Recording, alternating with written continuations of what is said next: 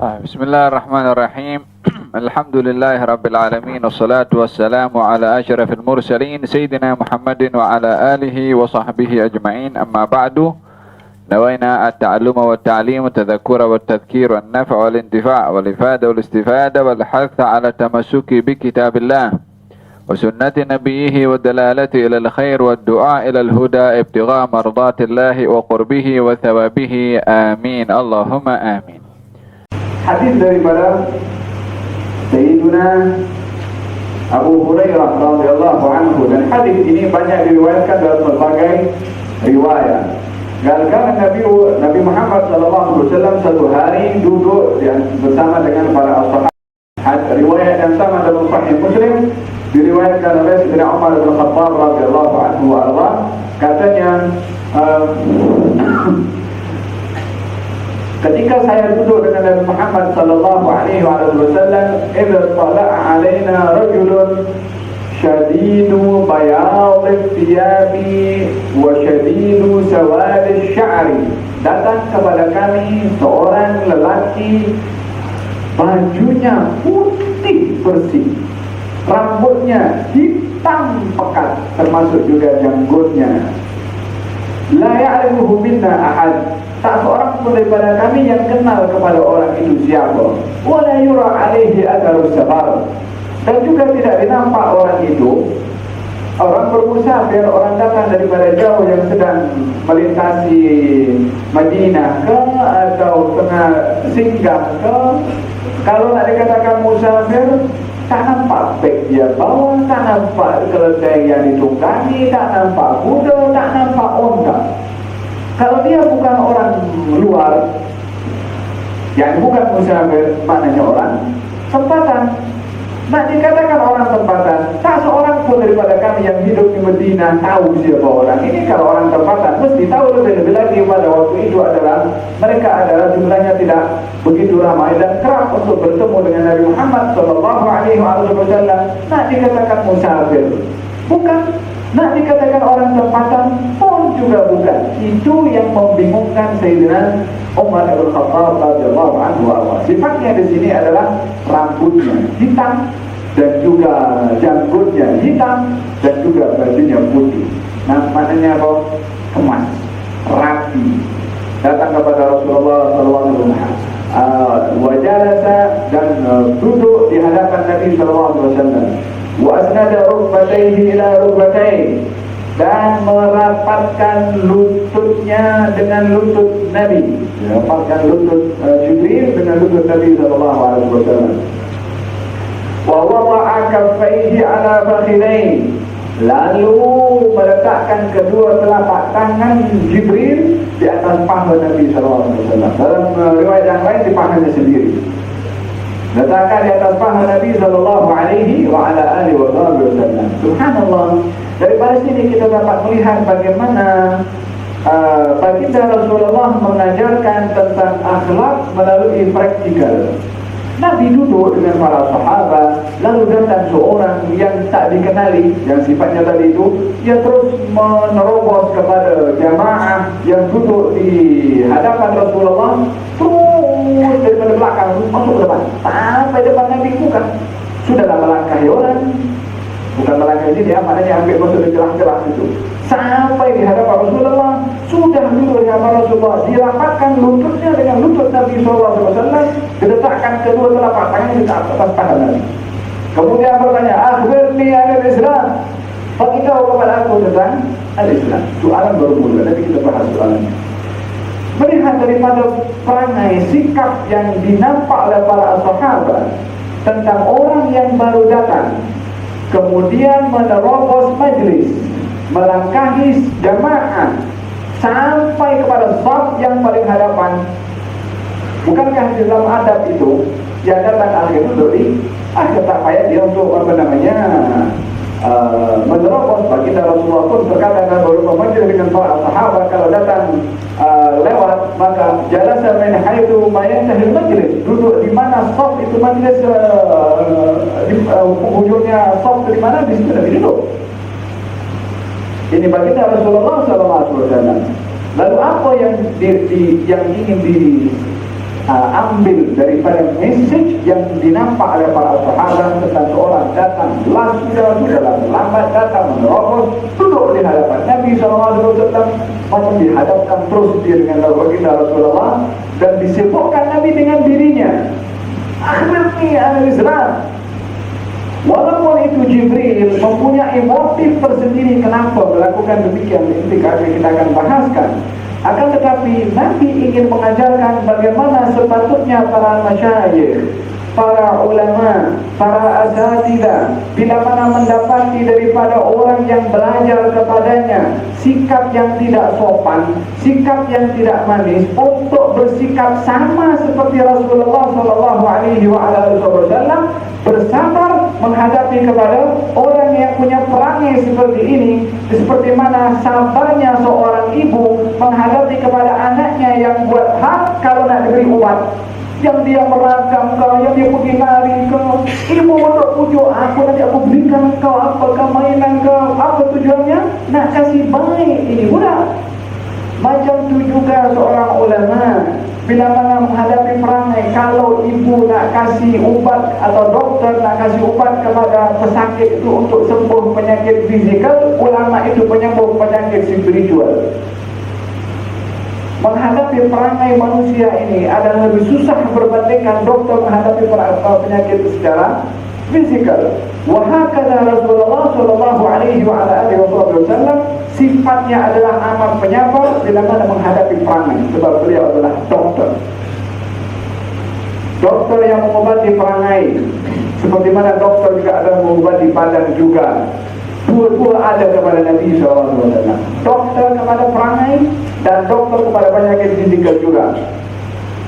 Nah itu boleh ada satu hari baginda Rasulullah SAW salat berjamaah, lalu kemudian Badui yang salat juga di belakang Nabi SAW mendengar seorang dalam jamaah yang bermakmumkan kepada Rasulullah bersin, Akib. Kemudian Badui itu mengatakan, Yarhamukallah. Orang kalau bersin mengucapkan Alhamdulillah disuruh untuk menjawab Yarhamukallah. Tapi dalam salat mana boleh orang bercakap macam tu? Kata Badui itu mengatakan Yarhamukallah. Sahabat tengok kepada Badui itu, sementara dalam salat Badui itu kenapa bercakap? Kata Badui itu tengok sahabat pada melirik matanya seperti ini kepada dia, mengatakan, kamu tengok-tengok aku pasal apa? Sahabat geram tepuk kepada pahanya, yang sampai bising masjid. Nabi di imam.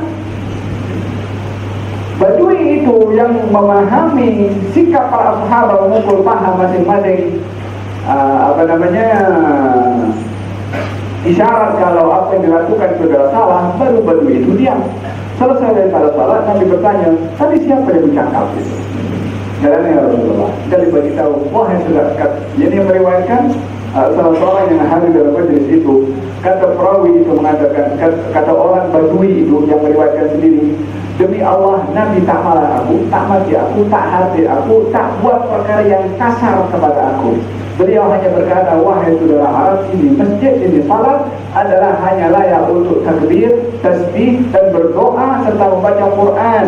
Itu yang boleh dilakukan di dalam salat. Kata baginda Rasulullah kepada orang Arab tadi, diberitahukan dan diajarkan oleh Nabi. Mengambil peluang at-ta'lim untuk mengajar kepada orang yang tidak tahu. Tapi tidak pernah baginda Rasulullah menghabis, memaki ataupun mengatakan kepada orang yang tidak tahu dengan makian ataupun dengan penghinaan.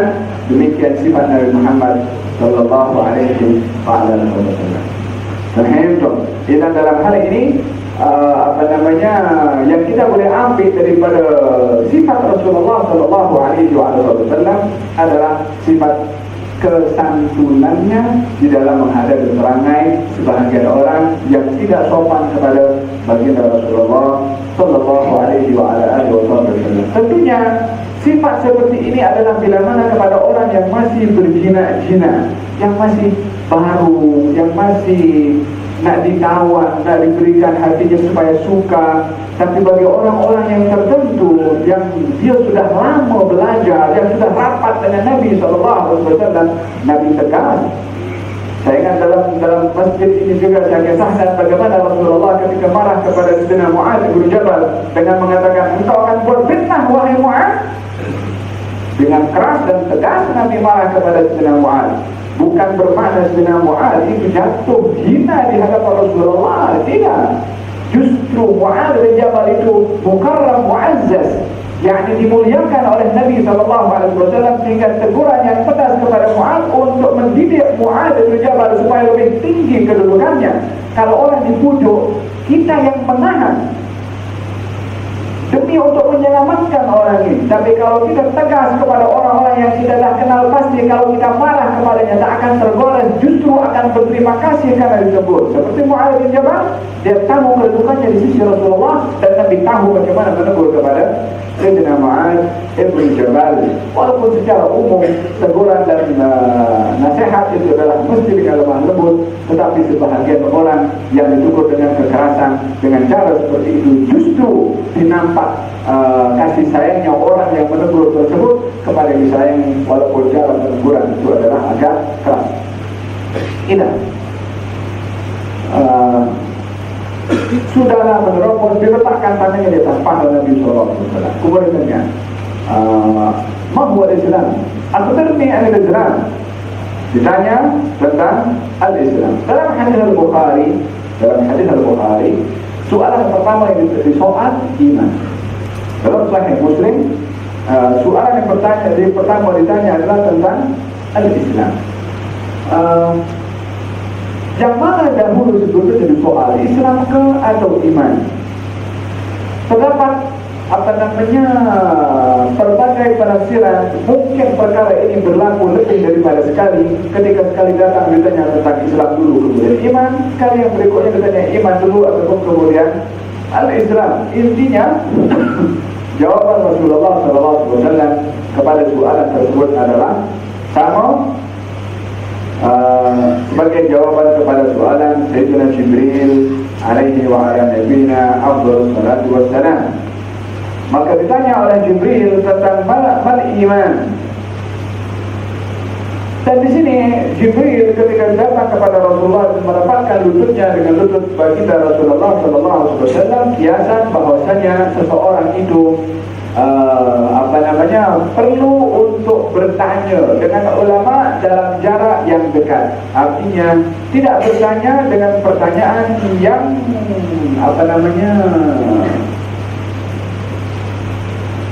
yang boleh yang ditanya itu, atau yang bertanya tidak boleh untuk mendapatkan jawaban yang memuaskan, karena soalan dan pertanyaannya tidak disampaikan secara berhadapan. Khususnya adalah soalan-soalan melalui internet atau WhatsApp. Terkadang orang bertanya soalan, apakah hukumnya begini? Jadi jawabannya tak mudah, boleh atau tidak, halal atau haram.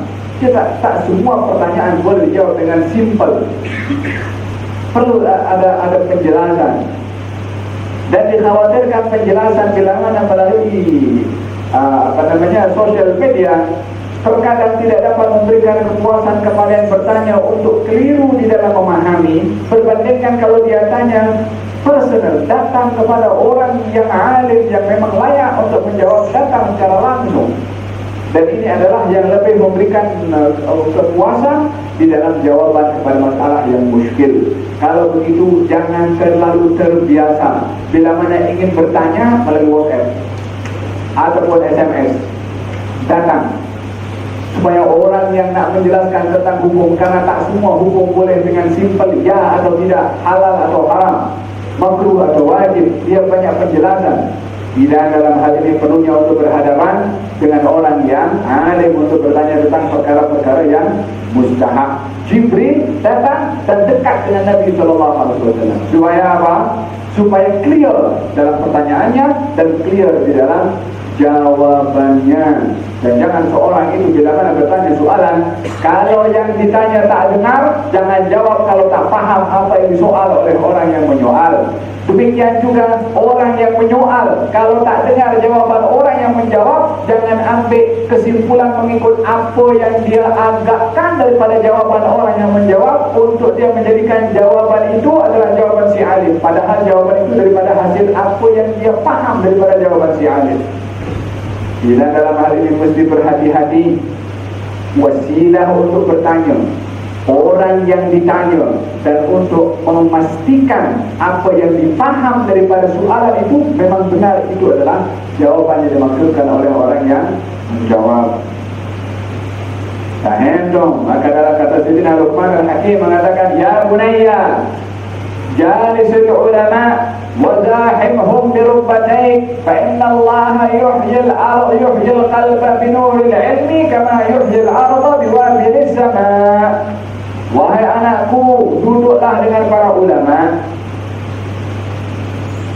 Allah, Luqman Al-Hakim sayang kepada anaknya, tapi tak semua orang pun sayang dengan anaknya, tapi tak semua orang yang sayang kepada anaknya macam Luqman Al-Hakim.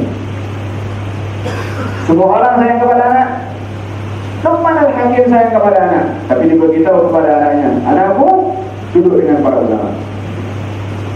Macam mana dengan anak-anak di zaman kita sekarang yang dilatih oleh mak bapaknya untuk mengikut pertandingan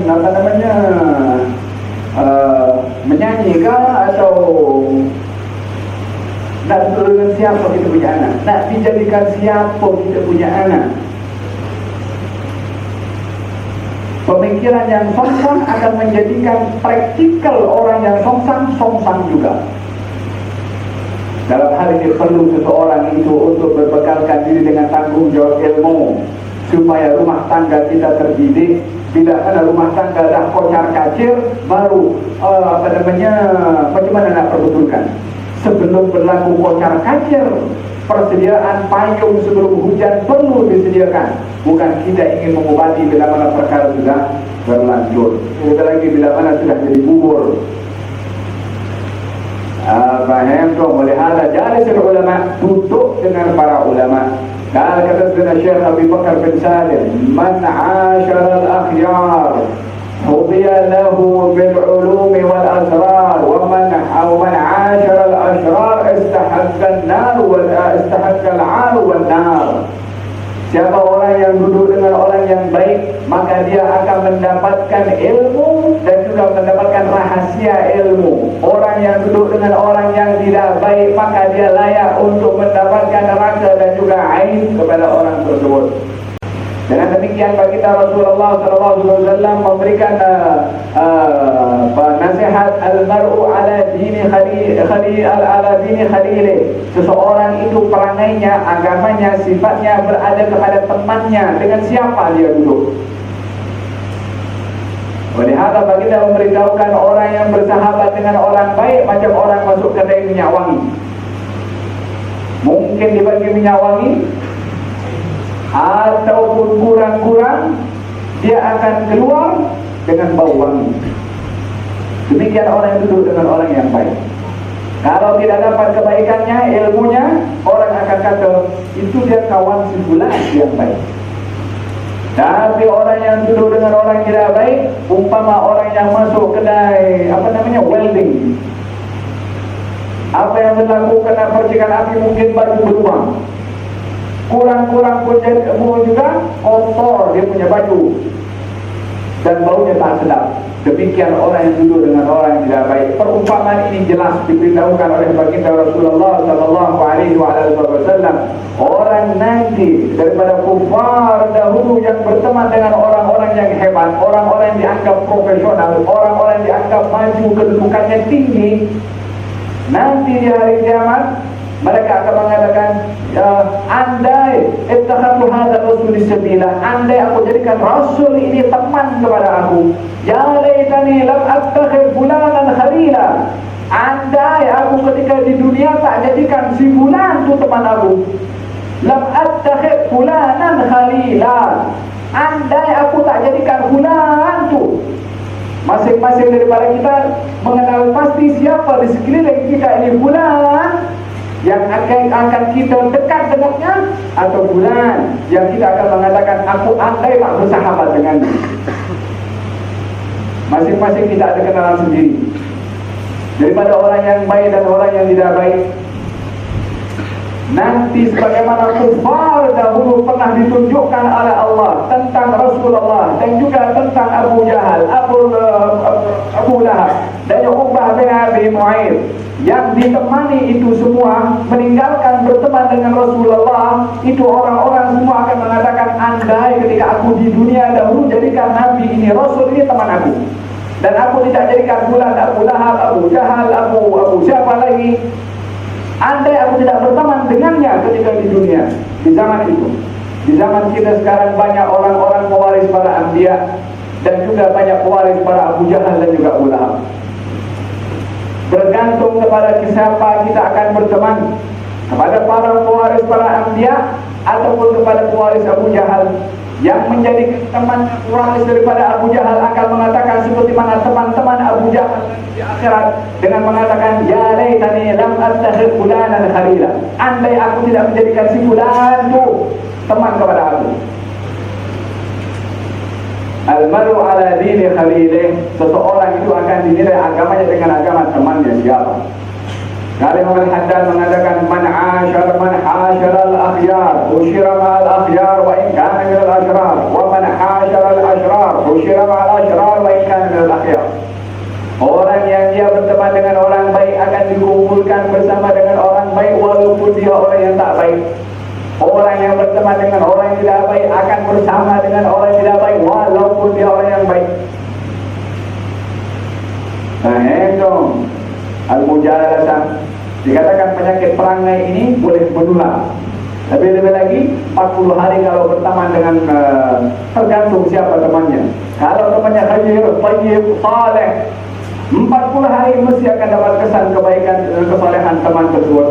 Tapi kalau temannya suka maki, temannya mulutnya kotor, temannya lidahnya ini tak boleh diam memaki orang, 40 hari mesti dia akan maki orang juga. Ini namanya al-muradh, penyakit perangai yang menular. Melalui apa? Tak perlu untuk ada wasilah nak ditularkan macam tu. Duduk saja 40 hari mesti akan menular perangai waliyadzubillah. Tapi perangai yang baik akan menular juga. La ilaha illallah.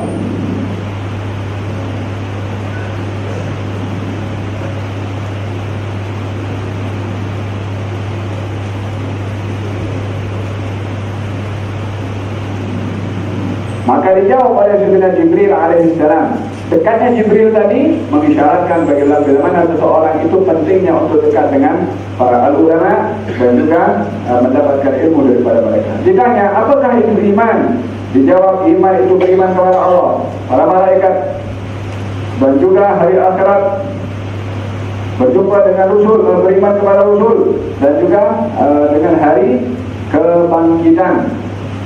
Kemudian ditanya, apakah itu Islam? Dalam riwayat Muslim, ketika Nabi ditanya satu soalan, apakah itu Islam? Dijawab oleh Nabi, kata Jibril mengatakan, benar jawaban kamu. Fa'ajibna lahu wa yas'aluhu wa yusaddiqu. Kami merasa hairan, kata Sayyidina Umar, macam mana orang ini bertanya soalan, sudah dijawab, dia beritahu betul kamu punya jawaban. Maknanya dia dah tahu jawabannya, tapi dia tanya kepada Nabi Muhammad sallallahu alaihi wasallam, apa sebab dia bertanya soalan yang jawabannya dia tahu. Kalau bagi orang lain mungkin kau nak uji aku ke? Mungkin dia akan tersinggung. Tapi ini Jibril datang yang akan dijelaskan oleh Nabi. Dia bertanya dan membenarkan jawaban Nabi. Tujuannya adalah nak bagi tahu kepada yang lain tu soalan ilmu yang disampaikan oleh Jibril kepada Rasulullah dan dijawab, tujuannya adalah bukan Jibril nak tahu jawaban, tetapi nak menyampaikan ilmu kepada sahabat Nabi yang lain melalui soalan oleh Jibril yang datang daripada Allah, yang Jibril pun dah tahu jawabannya. Jibril sendiri yang mengajarkan kepada Rasulullah. Tujuannya adalah supaya yang lain tahu. Nah, itu bila ditanya kemudian oleh Jibril alaihissalam, mana Islam? Apakah itu Islam? Dijawab, Islam kau menyembah kepada Allah, tidak menyekutukan Allah, mendirikan salat, menunaikan zakat yang wajib, dan juga berpuasa di bulan Ramadan. Kemudian ditanya, mana ihsan? Apakah itu ihsan? Dijawab oleh Allah Jibril oleh Nabi Muhammad SAW, an ta'budallaha ka'annaka tarah, fa in lam takun tarahu fa innahu yaraka. Ihsan adalah engkau menyembah Allah seakan-akan kau nampak Allah. Bila mana engkau tidak nampak Allah, yakinlah kalau Allah nampak engkau. Manakah yang lebih tinggi derajat seseorang? Menyembah kepada Allah seakan-akan nampak Allah. Nampak di sini bukan nampak zat.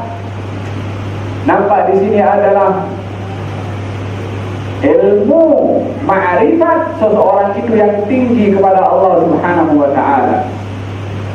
Bukan nampak di sini adalah perkara kepada yang boleh dinampak oleh mata.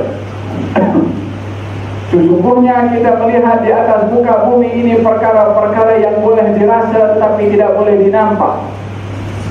Benda yang ada akan tapi kita tidak nampak. Angin ada tapi kita tidak nampak. Ruh ada tapi kita tidak nampak.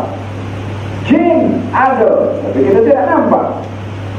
Malaikat ada tapi kita tidak nampak. Berarti disebutkan lagi banyak perkara yang ada tapi kita tidak nampak. Kalau ini adalah kepada yang makhluk, yang ada wujud kita boleh rasa tapi tak boleh nampak. Itu namanya electric current itu. Ada tapi kita tidak nampak. Coba try masukkan dalam itu punya elektrik. Ada tapi kita tidak nampak. Dan banyak lagi perkara yang wujud tapi kita tidak nampak. Ini baru makhluk. Adapun Allah Subhanahu wa taala yang wujudnya adalah tidak sama dengan wujud makhluk.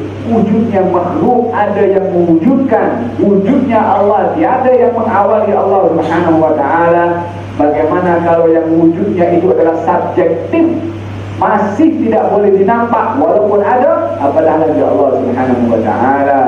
Maka dengan demikian baginda Rasulullah ketika menjawab, "Ta'budallah," engkau menyembah kepada Allah seakan-akan kau lihat kepada Allah. Lihatnya bukan dengan mata ini, karena kalau boleh dilihat dengan mata akan nampak satu wujud tertentu dan itu mustahil kepada Allah Subhanahu wa taala. Di sini adalah makrifat orang itu yang tinggi kepada Allah Subhanahu wa taala. Kalaupun dia tidak mampu mempunyai makrifat yang tinggi tentang Allah, yakinlah kalau Allah pandang kepada dia. Mana yang lebih tinggi? Dia menyaksikan keagungan Allah atau dia menyaksikan Allah tengah pandang kepada dia, tengah lihat kepada dia? Tentunya yang pertama adalah lebih tinggi daripada yang kedua.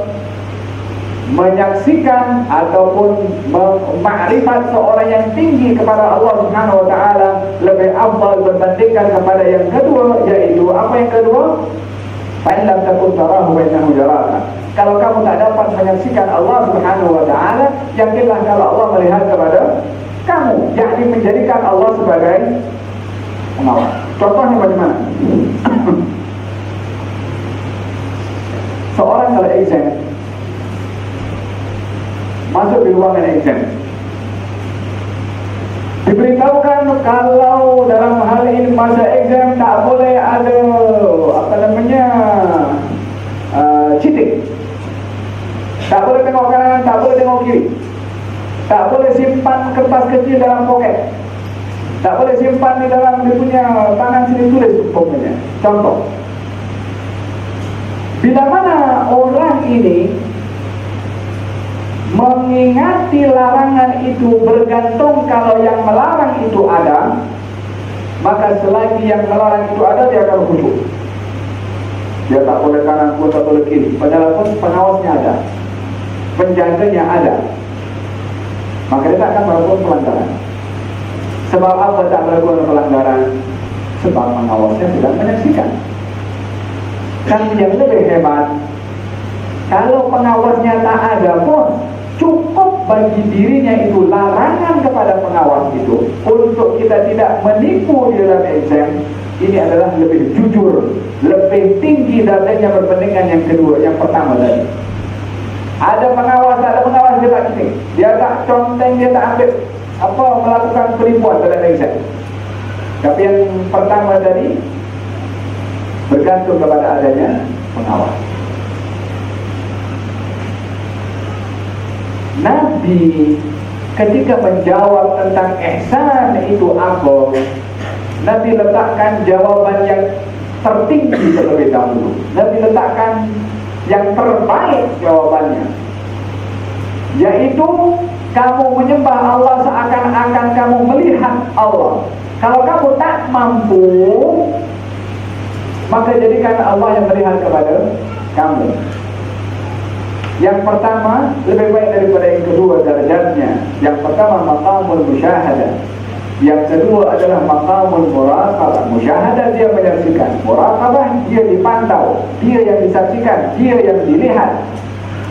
Nabi ketika memberikan jawaban kepada Jibril, yang tujuan jawaban itu nak bagi tahu kepada sahabat, nak bagi tahu kepada umat manusia agar supaya mempunyai cita-cita yang tinggi dalam makrifatnya kepada Allah. Kalau tidak mampu, baru yang kedua, yakni supaya bila mana ingin bercita-cita di dalam kebaikan yang tinggi.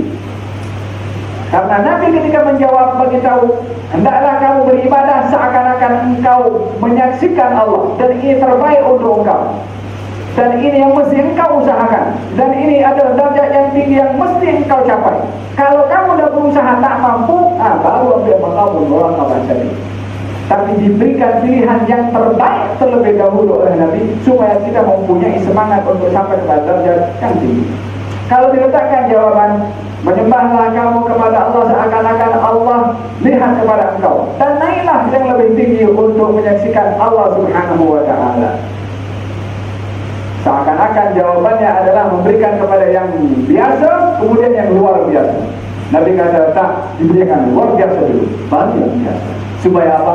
Supaya kita menjadi orang yang luar biasa. Ini adalah cara Nabi SAW memberikan jawaban kepada para sahabat. Orang tua kalau bertanya kepada anaknya atau nak memberitahukan kepada anaknya kalau dewasa menjadi apa, adakah dia mengatakan kalau dewasa adalah menjadi orang yang biasa, atau kamu sudah besar nanti menjadi orang yang yang mendatangkan manfaat untuk orang ramai. Adakah dia atau orang tua mengatakan engkau nanti kalau sudah besar jadi penyapu umpamanya? Tak ada orang yang berkata demikian. Jadi penyapu, lepas tu jadi yang atas lagi, lepas tu naik atas lagi. Tak, dia akan beritahu jadi bos, jadi orang besar. Diberi yang tertinggi terlebih dahulu. Nabi SAW memberikan jawaban kepada para sahabat, jadi orang yang terbaik. Tak mampu, okey, bawa yang sedikit. Fahimtum? Hadha huwa al-ihsan, an ta'budu Allah ka'annaka tarah, fa in lam takun tarahu fa innahu yaraka. Berapa soalan? 3 soalan. Kemudian soalan yang ketiga, mata sa'ah, bilakah hari kiamat? Dijawab oleh Nabi SAW, mal mas'ul anha bi'a'lam min as-sa'il. Mal mas'ul anha bi'a'lam min as-sa'il.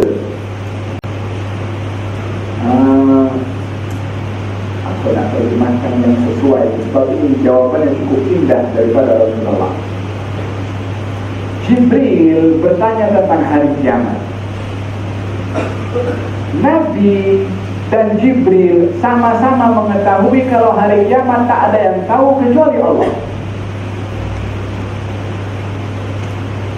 Tak ada yang tahu bila hari kiamat kecuali Allah. Apakah jawaban Nabi mengatakan kepada Jibril, yang tahu hari kiamat cuma Allah? Dia tidak menjawab seperti itu. Nabi berhadapan dengan guru, Nabi berhadapan dengan pendidik yang membawa wahyu. Macam mana untuk memberitahukan jawaban yang sopan kepada Jibril alaihissalam, walaupun sama-sama sedar benda itu tak ada yang tahu kecuali Allah Subhanahu wa ta'ala. Zaman kita sekarang kalau sedikit guru bercakap yang tak sehaluan dengan apa yang dipaham, apalah merepek lah orang ini. Baginda Rasulullah menjawab, "Man mas'ul anha bi'a'lam minas sa'il." Yang ditanya, yakni Rasulullah, jawaban tentang pertanyaan itu, batasan ilmu yang ditanya tidak melebihi daripada batasan ilmu yang bertanya. Yakni kapasiti ilmu saya tentang hari kiamat adalah sama dengan kapasiti ilmu yang bertanya. Yang nak bagi tahu sama-sama tak tahu, tapi tidak mengatakan saya dan awak tak tahu, atau yang hanya tahu adalah Allah Subhanahu wa ta'ala. Di dalam Al-Quran, ketika orang bertanya tentang hari kiamat kepada Nabi SAW, dijawab oleh Allah Subhanahu wa ta'ala, "Yas'alukan nasu anis sa'a, qul innama ilmuha indallah." Ketika orang tanya kepada Nabi tentang bila hari kiamat, Allah jawab, ilmunya hanya Allah. Tapi tidak dikatakan kamu dan yang bertanya tak tahu. Sebab yang jawab adalah Allah Subhanahu wa ta'ala. Allah berhak untuk menghukum dan tiada siapa menandingi ilmunya Allah. Diberitahu tak ada yang tahu kecuali Allah. Katakan wahai Muhammad, yang tahu hari kiamat Allah. Tapi tidak itu jawaban Nabi kepada Jibril. Sebab Nabi beradab, Nabi sopan kepada gurunya. Walaupun perkara itu sama-sama disedari oleh Nabi dan juga Jibril, sama-sama tak tahu, tapi jawaban Nabi amat halus, lembut, sopan, santun kepada Sayyidina Jibril alaihi wa ala nabiyina Muhammad. Ini adalah ditunjuk yang dipetik daripada uslub. Kita tak concern kepada apa yang ditanya, tetapi concern kepada cara jawaban itu sendiri yang menjadi wasilah perhubungan antara guru dengan murid. Man mas'ul anha bi'adab minas sa'il. Yang ditanya, yang Rasulullah, dan juga yang bertanya mempunyai keterbatasan ilmu tentang hari kiamat, yakni sama-sama tidak tahu. Sa'ukhbiruka an asyratiha, tapi saya beritahu kepada engkau tentang tanda-tandanya, yaitu hamba sahaya melahirkan tuannya, dan juga at-tatawul, orang-orang pengembara kambing ataupun onta yang berjalan tanpa beralas kaki dan tidak menutup aurat secara sempurna, pada akhirnya adalah yatatawaluna bil bunyan. Yatatawalun yang bersaing untuk meninggikan bangunan-bangunan pencakar. Masyahid di sini Nabi memberikan jawaban tanda hari kiamat, karena hakikat hari kiamat tiada yang mengetahui. Tandanya adalah hamba sahaya melahirkan tuannya. Berbagai penafsiran dikatakan tentang makna tersebut. Di antaranya adalah banyak berlakunya derhaka kepada kedua orang tua. Hamba melahirkan tuan, hamba melahirkan tuan, yakni yang dilahirkan menjadi pemilik yang menguasai ataupun yang memiliki kepada yang melahirkan. Seorang ibu bila mana melahirkan anak itu yang dimiliki oleh ibu, dan di akhir zaman tanda kiamat, ibu yang dimiliki oleh anak. Apa maknanya ibu dimiliki oleh anak?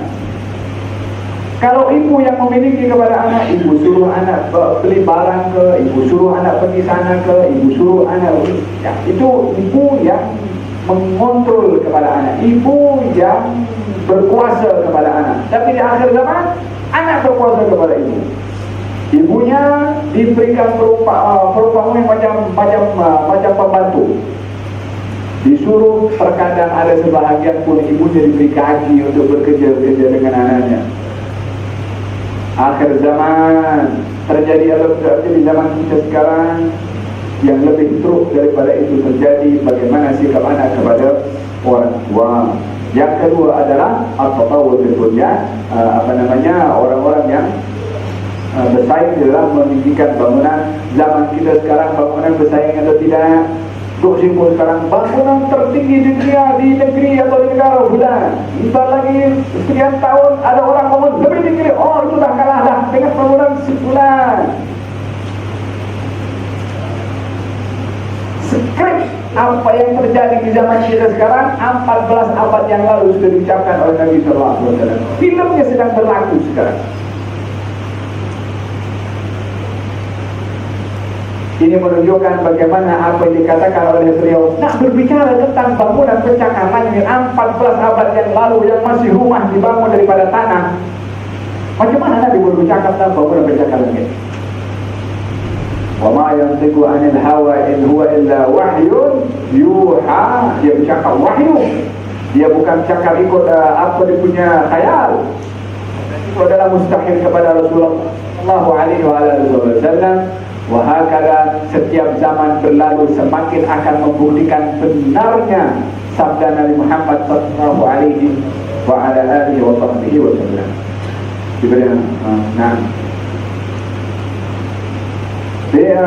Fi khamsin la ya'lamuhunna illa Allah. Ada 5 perkara yang tidak diketahui ilmunya kecuali oleh Allah Subhanahu wa taala. Lalu dibacakan innallaha indahu ilmus sa'ah wa yunzilul ghaitha wa ya'lamu ma fil arham wa ma tadri nafsun madza taksibu ghadan wa ma tadri nafsun bi ayyi ardhin tamut. Ada 5 perkara tak ada yang tahu kecuali Allah.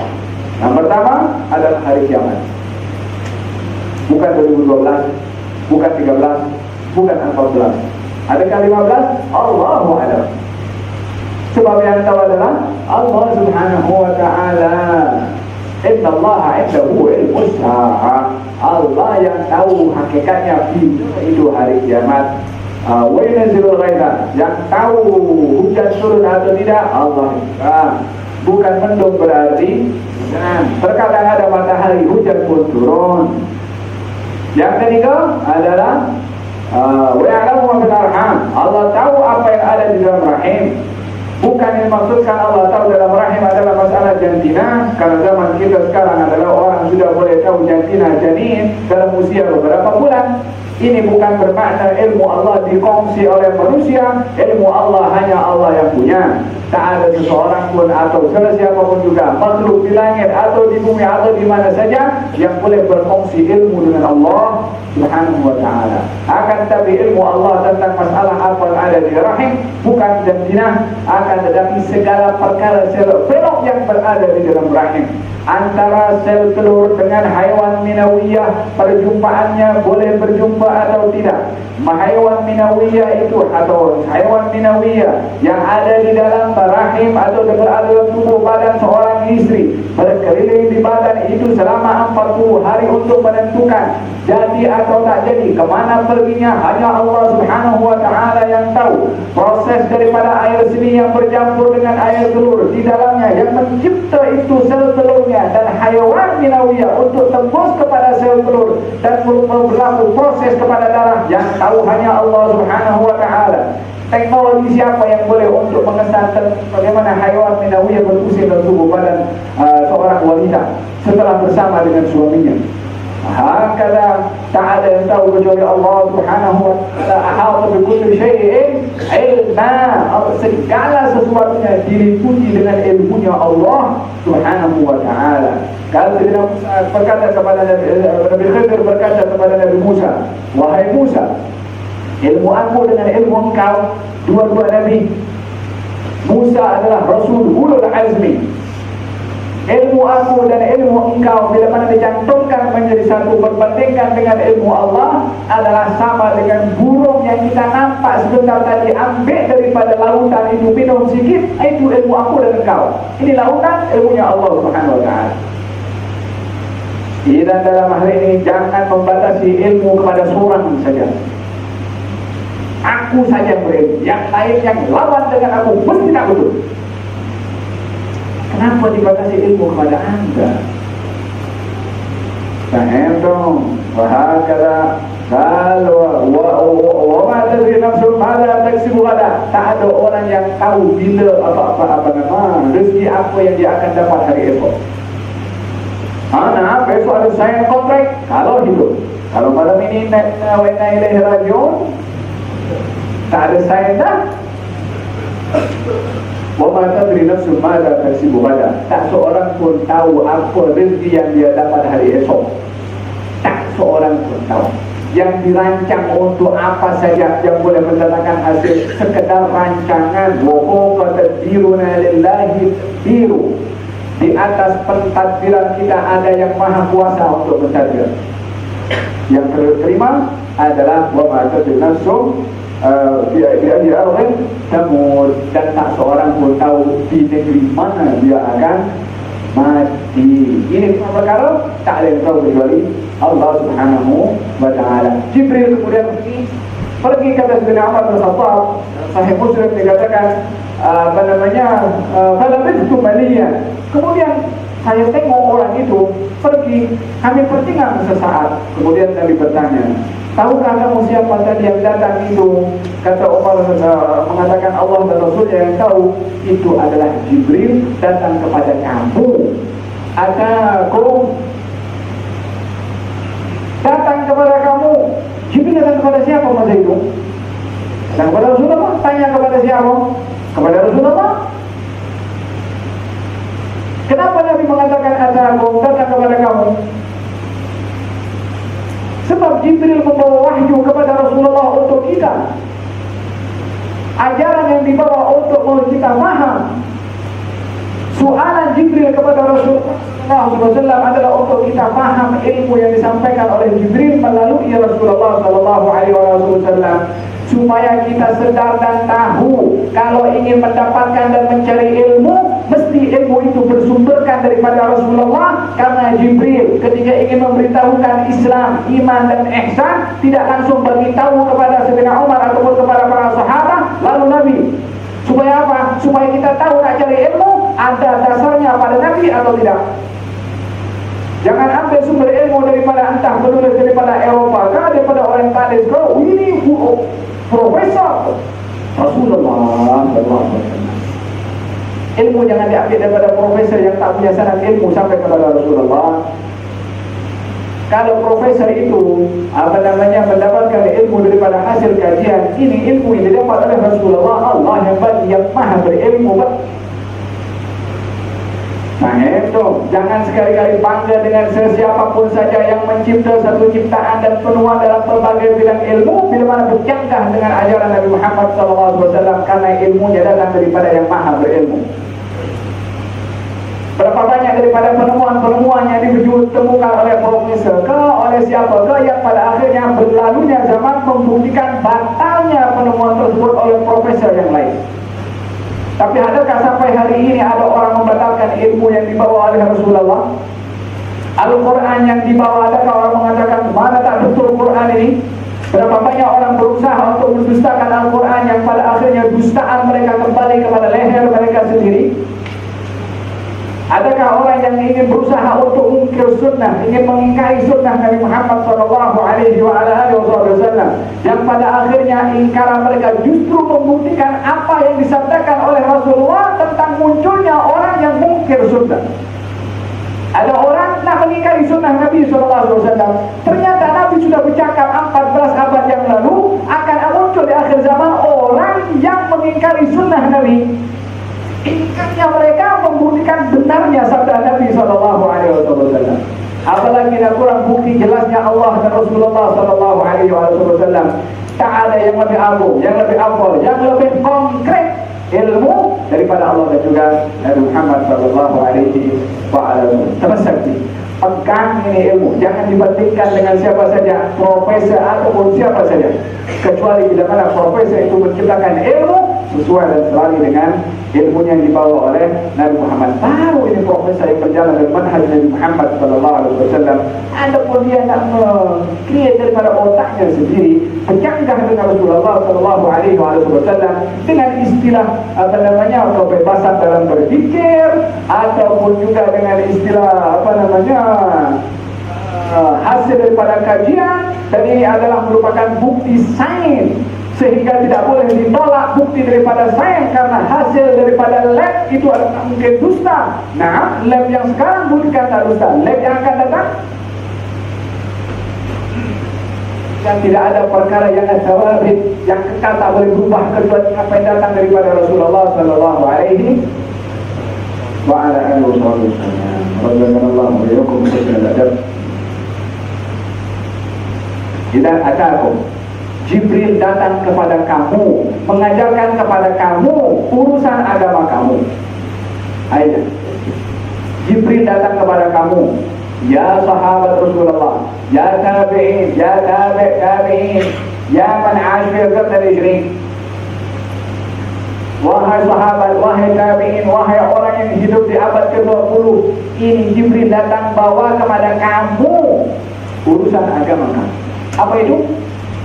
Iman, Islam, ihsan, dan mengetahui tentang hari kiamat. Tanda-tanda daripada hari kiamat. Supaya apa?